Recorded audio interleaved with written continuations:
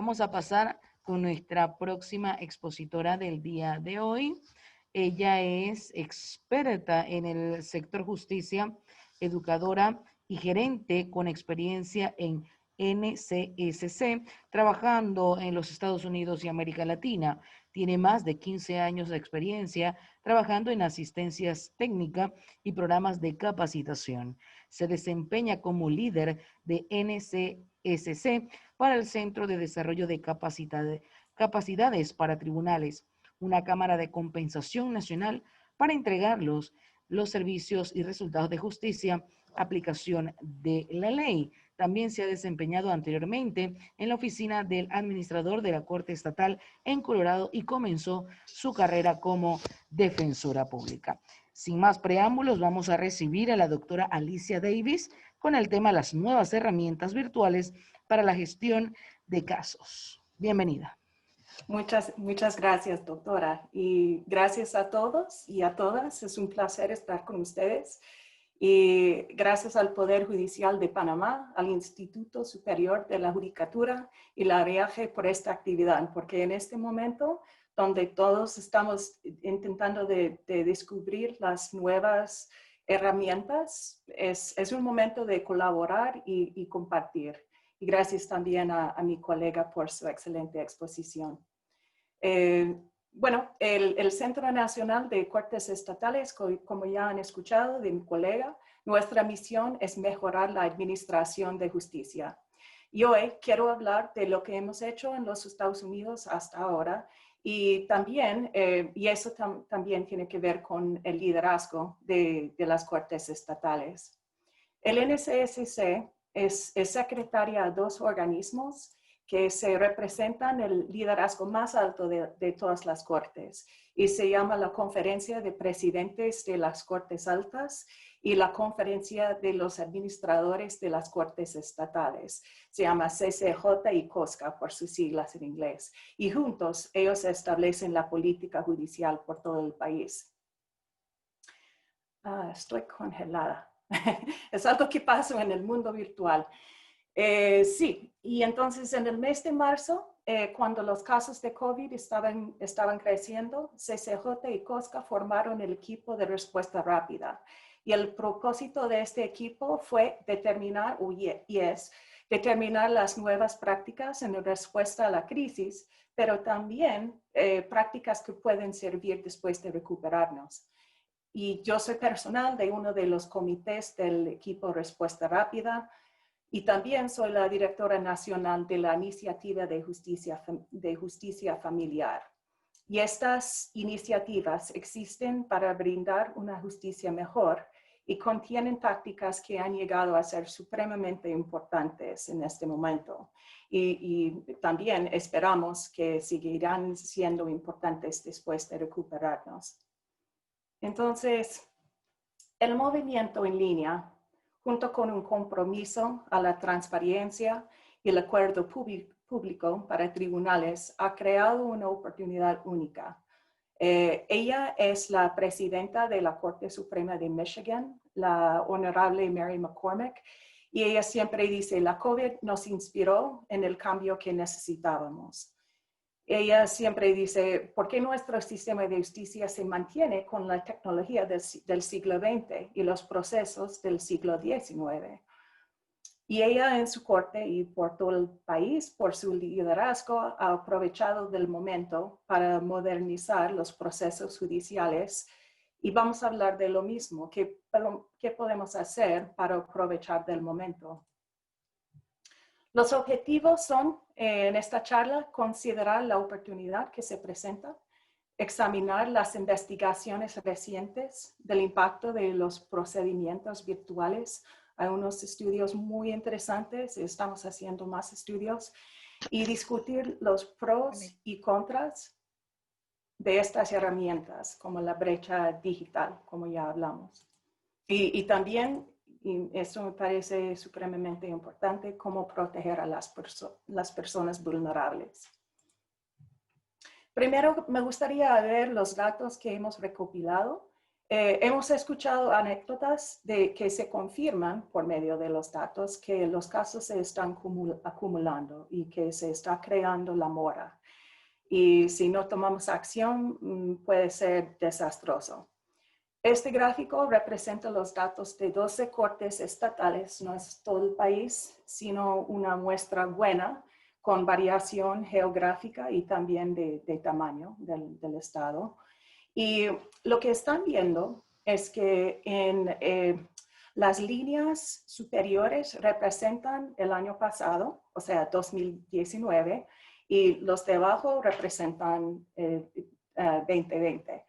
Y lo que estamos viendo es que en el año pasado los ingresos y los egresos iban más o menos de mano, como se disponían de como la misma cantidad de casos que entraban.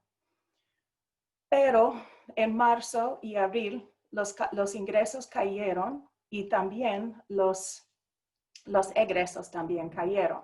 Y ya sabemos que los casos no se resuelven en el mismo mes. O sea, esto quiere decir, y van a ver mejor en el próximo gráfico, que los casos que se están acumulando. Porque lo que deberíamos de ver es que esta línea amarilla debería de estar a estos niveles, debería de estar mucho mejor, debería de estar al nivel del año anterior. También se ve lo mismo, eso fue en materia civil, ahora lo que estamos viendo es materia familiar y ven lo mismo, que no estamos disponiendo de los casos con la misma velocidad. Y eso es malo porque a la derecha el gráfico nos muestra la acumulación negativa. La línea naranja representa la acumulación negativa. Empezando en marzo, ven que se disponía de cada vez menos casos. Esto quiere decir que la acumulación está creciendo. Y esto es preocupante porque los órdenes de protección también se atrasaron y de mayor grado. Y seguramente que ya han visto titulares como estos, que el riesgo ha aumentado y los sistemas de protección no están funcionando como antes. Y dada la vulnerabilidad de estas poblaciones, ¿cómo pueden protegerse los niños y los adultos en ausencia de los mecanismos habituales? Eso depende mucho del trabajo de los tribunales. Y el manejo de casos, tanto las prácticas innovadoras como el triaje, de lo que vamos a hablar, son el mecanismo por el cual los tribunales pueden determinar qué casos más necesitan atención rápida y revisión frecuente. Y la gestión de casos, tanto como atención informada en trauma, se vuelve crítica. La vulnerabilidad casi siempre se asocia con la pobreza, pero también son vulnerables las personas que viven en aislamiento o inseguridad ante riesgos, traumas o presiones. ¿A qué suena? Es que esas son las condiciones del COVID. Entonces, ¿qué hacemos?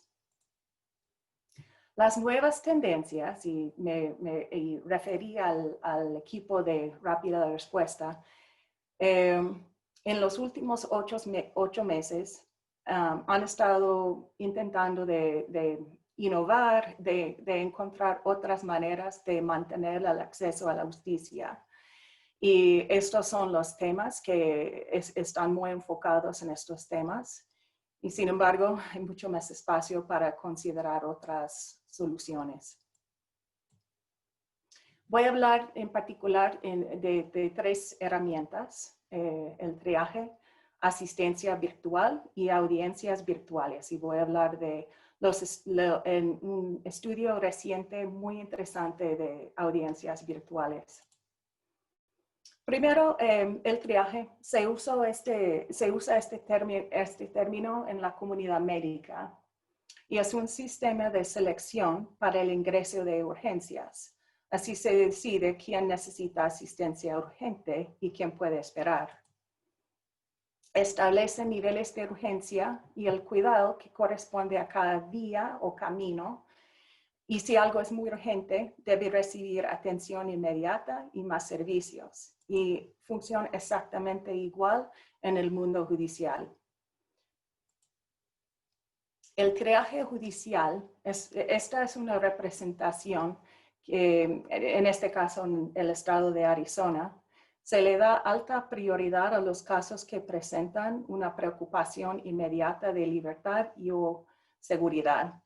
Ejemplos de tipos de casos y audiencias que pueden caer en estas categorías incluyen órdenes de arresto, órdenes de protección, audiencias de detención. Esto es más o menos obvio, pero vamos a ver cómo se puede utilizar el triaje para el caso individual. Y el concepto de triaje en los Estados Unidos ha adquirido mayor protagonismo en los últimos 5 años y se inspiró por las discusiones de acceso a la justicia. Y el triaje enfatiza las necesidades de las partes como la ruta más directa a la resolución de casos. El triaje se emplea en materia civil, materia penal, materia familiar, y no podría ser más oportuno a la luz de COVID. La iniciativa de justicia civil y la iniciativa familiar, estamos en el proceso de estudiar el impacto, lo estamos haciendo por medio de los indicadores y los estudios que hemos hecho hasta ahora sí demuestran que hay un impacto en la disposición, que el triaje controla los retrasos y que también los usuarios quedan muy satisfechos con los procesos. Ellos perciben que están gastando menos dinero, menos tiempo en la corte y eso resulta en satisfacción mayor. Entonces, si voy con el tiempo, nada más les voy a referir a nuestro sitio web y aquí pueden recibir más información, cómo funcionan los modelos, las plantillas, los estudios y también, pues, si quieren tener más conversación, con el mayor gusto.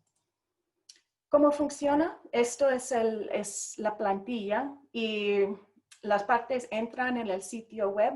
Esto representa como el proceso, la vida de un caso, ¿ok? Y las partes entran en el sitio web o consultan con su representante legal, recopilan información sobre los procesos y luego aquí en el medio, con Initial Filing, es cuando presentan su petición o la respuesta, muchas veces electrónicamente.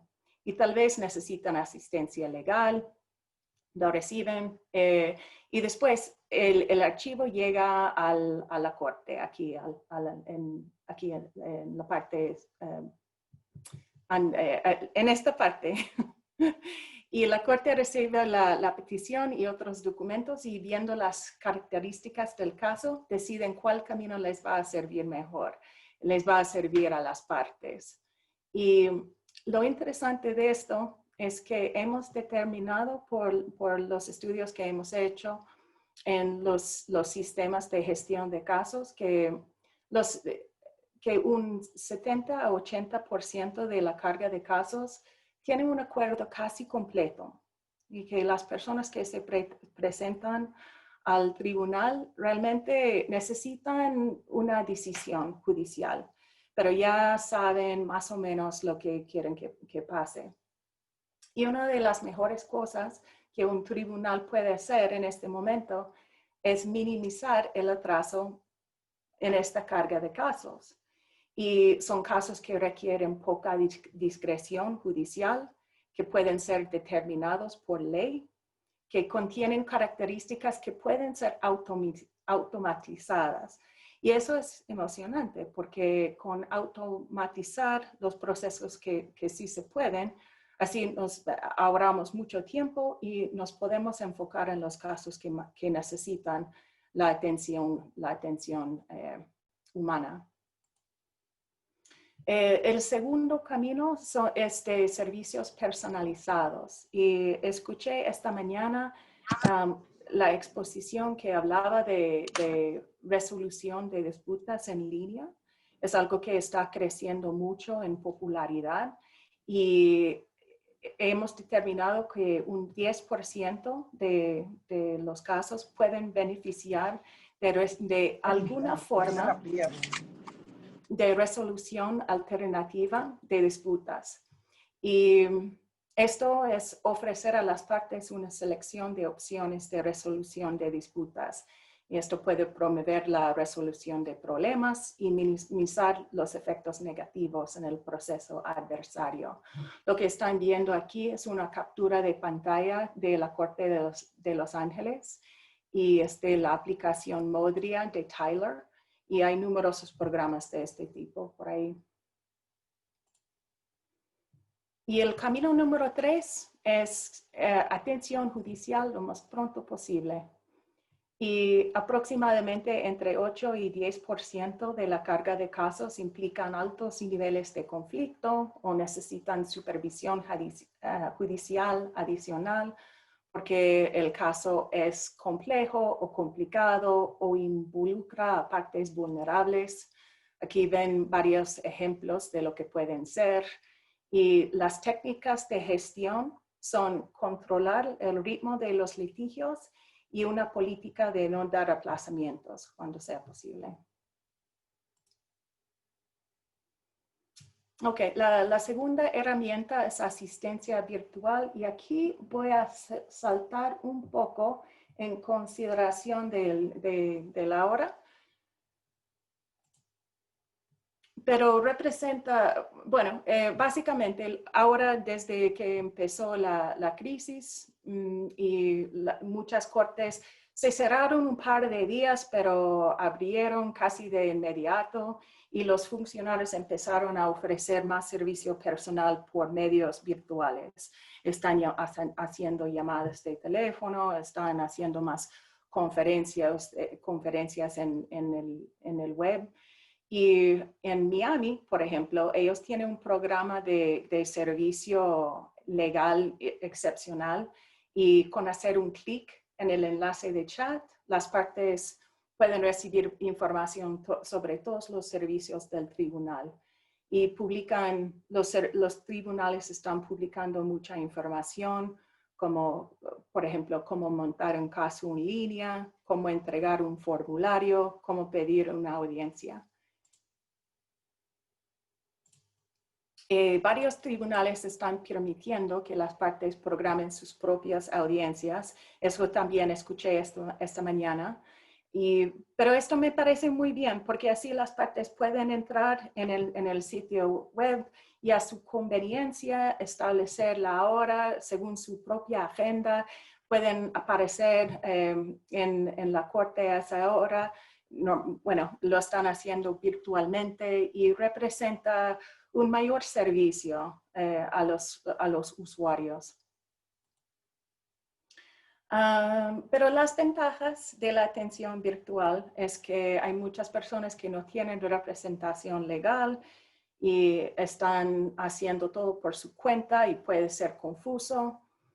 Sí existe la brecha digital, aunque todos tenemos teléfonos inteligentes, puede ser muy difícil llenar un formulario y entregarlo por medio del celular, muy fácil cometer errores o no obtener la información necesaria. Pero en realidad me ha impresionado la creatividad de los tribunales en la búsqueda de formas de hacer que los servicios sean digitales. Y un ejemplo es que los oficiales de libertad condicional han implementado la detención domiciliaria con GPS y están requiriendo servicio comunitario. También están haciendo las determinaciones de riesgo virtualmente. Pero no todos los servicios son disponibles. Puede ser muy preocupante en el caso de los casos de tutela, que no se permiten las visitas en la mayoría de los hogares de ancianos. Sí se pueden hacer las evaluaciones médicas, pero las tienen que hacer normalmente virtualmente y eso no da la misma información que una visita en persona. Entonces, las soluciones son, esto me parece creativo, que los tribunales están requiriendo más de los abogados. Por ejemplo, los abogados que representan el cuidado de los ancianos o de las personas protegidas, las personas vulnerables. Esos tribunales están pidiendo más informes de los abogados de cómo están las personas, cómo están de salud del lugar, si están seguros, si sanos y todo.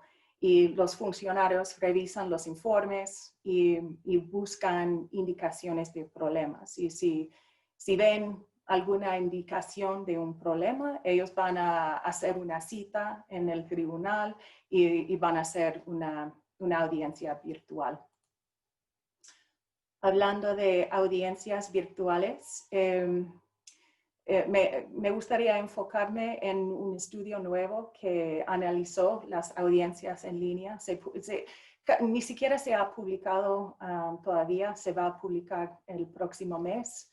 Es de la profesora de Southern Methodist University en el estado de Texas. Y ella observó las cortes en líneas y ella, bueno, en el estudio están ofreciendo varias lecciones aprendidas de la pandemia. Y las cortes han adoptado la videoconferencia como parte de la pandemia. He hablado con muchos jueces y me dicen que les encantan las audiencias virtuales, que ellos los perciben como mucho más eficientes, que también las personas parecen las partes parecen ser satisfechas con los procesos, que no tienen que tomarse el día para llegar a la corte.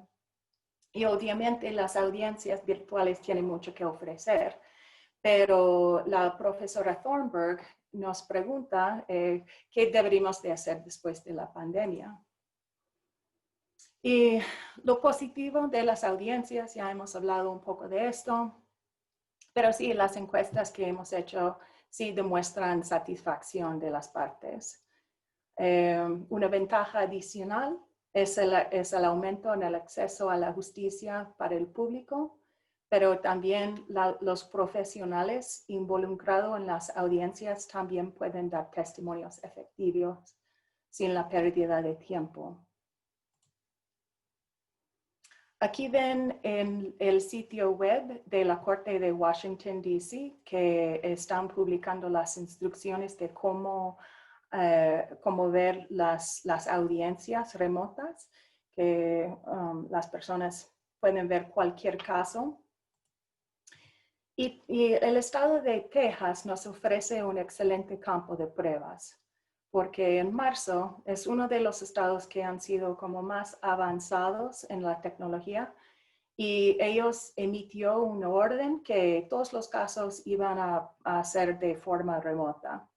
Y la Oficina de Administración compró licencias para todos los jueces y proporcionó capacitación para todos ellos. Y en 6 meses, en los últimos 6 meses, han celebrado unos 450,000 audiencias con 1.3 millones de participantes y eso representa una duración de casi 1 millón de horas.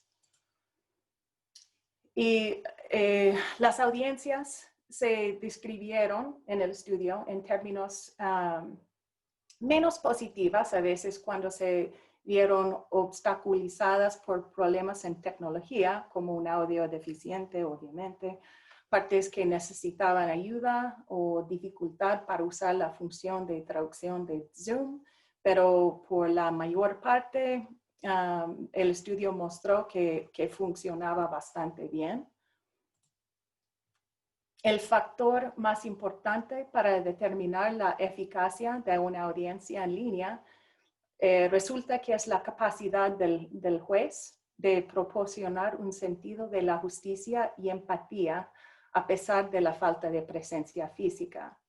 Y una manera de hacer esto es la jueza o el juez pueden validar el contenido emocional de los procedimientos, puede reconocer el momento en lo que estamos y puede decir que las personas sí necesitan tiempo para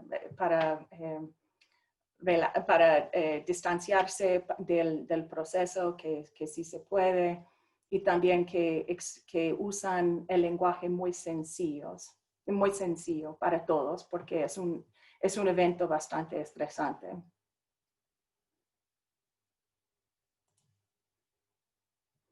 También en el estudio mostró que las audiencias virtuales pueden resultar en cambios de la percepción, y se puede ver esto de dos maneras. Puede ser positivo o puede ser negativo.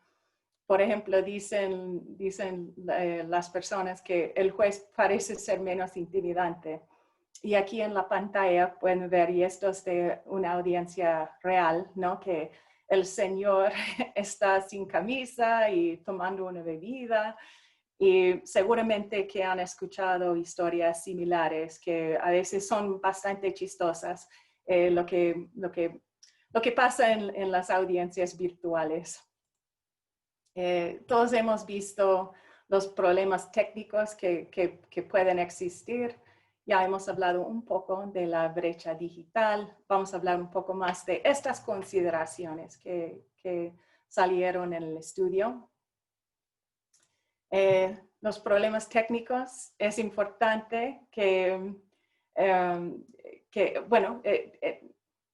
uno de los hallazgos del estudio fue que, curiosamente, la mitad de los abogados experimentaban problemas técnicos, que en el estudio las juezas, los jueces les iba bastante bien, se habían preparado mucho y ya sabían cómo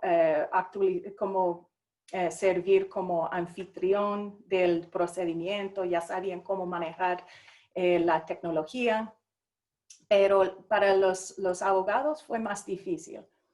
Y eso puede ser porque los abogados tienen mucha más preparación que tienen que hacer. Tienen que preparar su propia presentación, preparar a los testigos y pensar a través del cómo admitir las pruebas y los otros documentos. Y también tienen que pensar en cómo presentar la información para ser escuchados y entendidos por todos. Una cosa interesante de la investigación fue que la brecha digital no presentó el problema tan grave que se esperaba.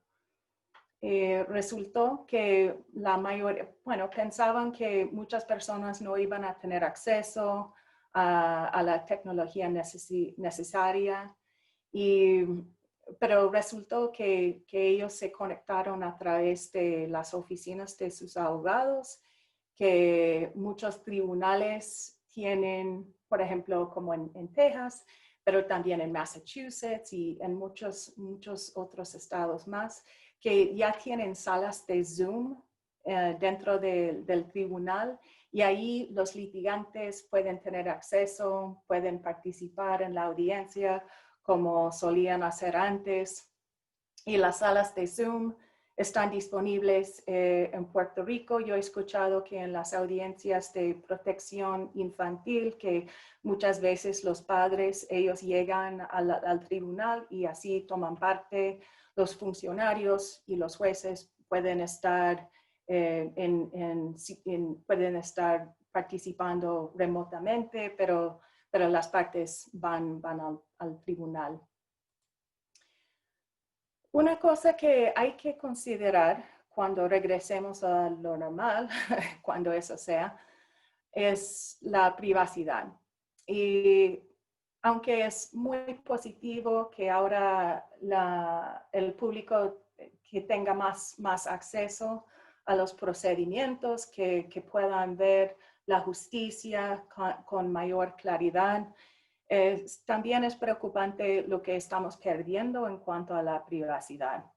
Y cuando pensamos, por ejemplo, en los casos de protección infantil, eso pone a la luz como las las consideraciones.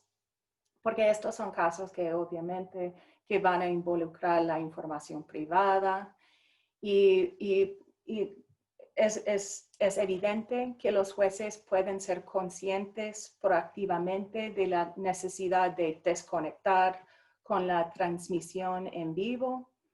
Deberían de advertir a los abogados y a las partes que señalen cuando haya necesidad de desconectar la transmisión. Pero este es el sitio web de la rama judicial de Texas y pueden entrar y lo que ven aquí son links y pueden entrar en las audiencias, escuchar como los casos. Y yo lo he hecho un par de veces, quería ver lo que se puede observar. Yo cuando trabajaba de defensora pública también trabajaba con familias y en estos casos muy sensibles y bueno, me preocupaba. Y lo que están haciendo es, sí, están transmitiendo en vivo, ¿no? Y dicen que nadie se pueda grabar el procedimiento. Y eso está muy bien. Y lo que digo es que sí existe el lado positivo, pero también me preocupa que una persona sí pueda grabar y puede transmitirlo por medio de las redes sociales y eso podría ser muy difícil para las partes implicadas. Es algo que creo que tenemos que seguir como puliendo y encontrando más soluciones. Unas soluciones que se han ocurrido son mayor uso de la mediación. Se usa mucho la mediación y ha trabajado muy bien, que las personas pueden estar con privacidad, pueden determinar las soluciones propias a sus casos, pueden tener más tiempo, no tienen el apuro de estar en un procedimiento judicial formal.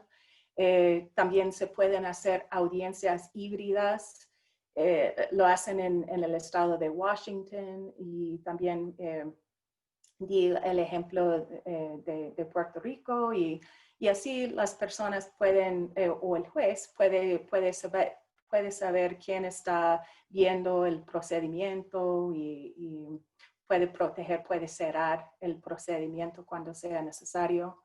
Los informes de los abogados, ellos también pueden entregar informes al tribunal y el tribunal, como decía antes, los funcionarios pueden revisar todos los informes y ver si existe alguna preocupación. La Corte Superior de Los Ángeles, ellos desarrolló un protocolo para procesar casos no contestados sin ninguna necesidad de hacer una comparecencia en la Corte. Y eso me parecen buenas soluciones por el momento. En el estudio, ellos también investigaron o consideraron la actitud de las partes y una objeción a lo virtual ha sido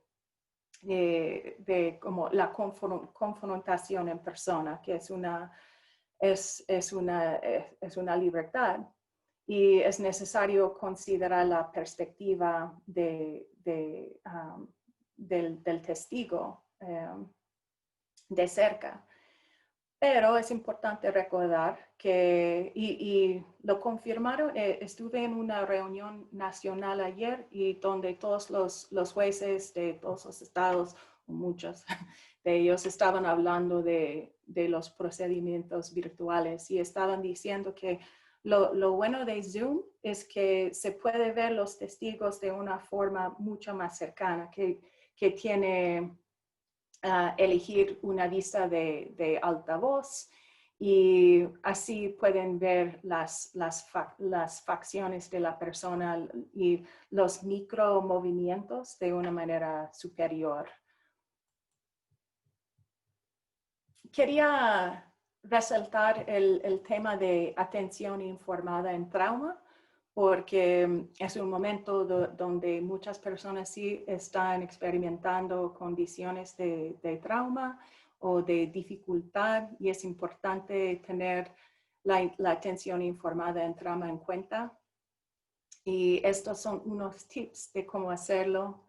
Y como pueden ver, son los mismos tips de justicia procesal, de tratar a las personas con respeto, de programar las audiencias a una hora determinada para respetar a las personas y identificar con claridad el propósito de la audiencia y de lo que pueden esperar. Eso es como sentido común. Pero también que es necesario dar más tiempo en las audiencias virtuales y espacio, que no se apresure y que hay que comprobar frecuentemente la comprensión durante la audiencia. Y estaba hablando con un juez la semana pasada y me contó de una audiencia en que se congeló la pantalla y no se dio cuenta, y hasta que se dio cuenta tenía una mala impresión de la parte, pero eso con reconocer que fue nada más como un problema técnico, eso se resolvió, pero es algo que nos recuerda que es algo que tenemos que estar comprobando. Por fin hemos tratado con muchos temas y hemos desarrollado varios documentos que esperamos que sean de interés. Por ejemplo, violencia intrafamiliar y el trauma. Y esto se puede encontrar en este link que tengo aquí en la pantalla. Los elementos de justicia procesal, que ya hablamos un poco, que una persona tiene que percibir que sí tiene voz, que pueden participar en el caso expresando sus propios puntos de vista.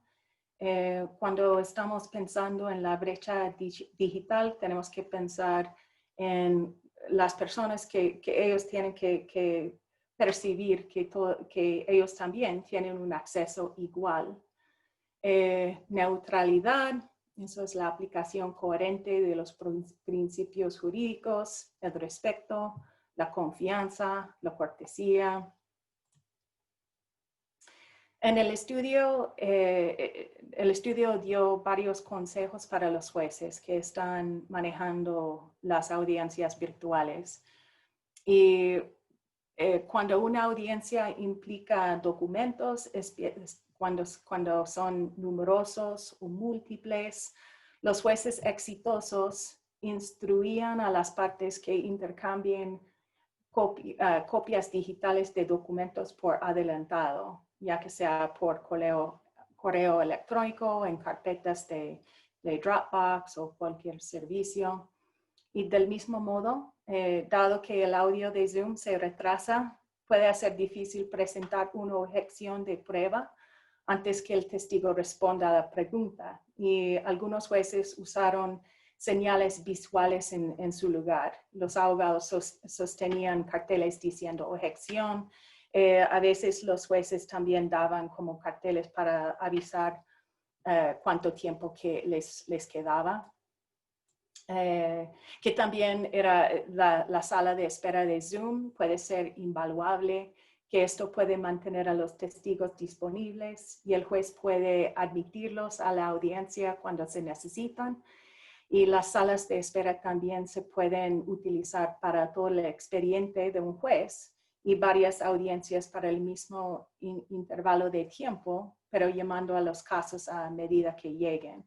Y eso puede ahorrar mucho tiempo para el tribunal.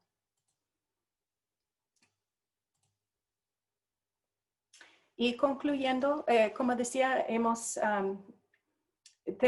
hicimos esta guía de referencia rápida en cuanto a los temas que hemos tratado hasta ahora sobre varios temas. Pueden ver, por ejemplo, guías de seguridad para conferencias remotas, los estudios de varios estados, por ejemplo, el estado de Washington, las instrucciones de ejemplo sobre audiencias remotas con litigantes autorrepresentados, como para preparar a las partes cómo participar en la audiencia. Y por fin, aquí tenemos todos los recursos que hemos desarrollado hasta ahora. Y nos encantaría saber también de sus avances, de lo que han hecho y también publicar cualquier información que gusten. Y bueno, pues aquí tienen mi información de contacto. Espero que esto haya sido beneficioso. Agradezco mucho esta oportunidad y también las ponencias anteriores que he aprendido mucho y espero que todos podamos seguir aprendiendo juntos. Muchas gracias. Muchas gracias, doctora Davis. Queda con usted el doctor Soler. Gracias, doctora Davis, por su excelente participación. No tenemos preguntas en el chat, pero solamente un comentario que nos gustaría sobre el comportamiento o el manejo de audiencia del juez a través del Zoom. ¿Cuál sería las condiciones que debe tener un juez al momento de manejar la plataforma virtual? Sí, gracias, doctor. La pregunta es cómo manejar la plataforma con un testigo, ¿me dijo? Sí, ¿cómo maneja el juez la audiencia a través de plataforma?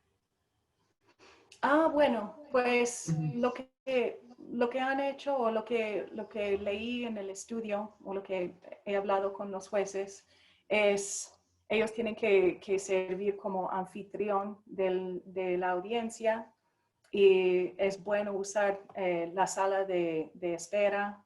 Eso, de esa forma pueden mantener como todo su carpeta, toda su agenda de casos y puede dejar entrando cada caso si ellos están en la sala de espera y admiten caso por caso.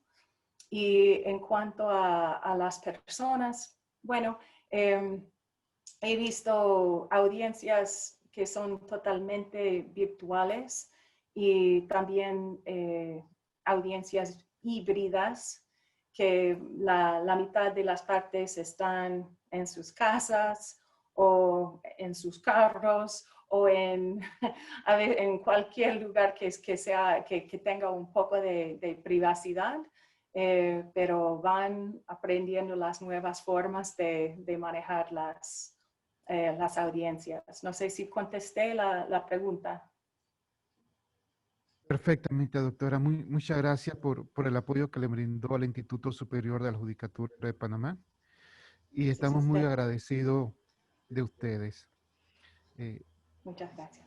Génesis. Muy bien, gracias. Gracias, doctor. Gracias, doctora Alicia Davis, por su intervención en este Congreso Internacional.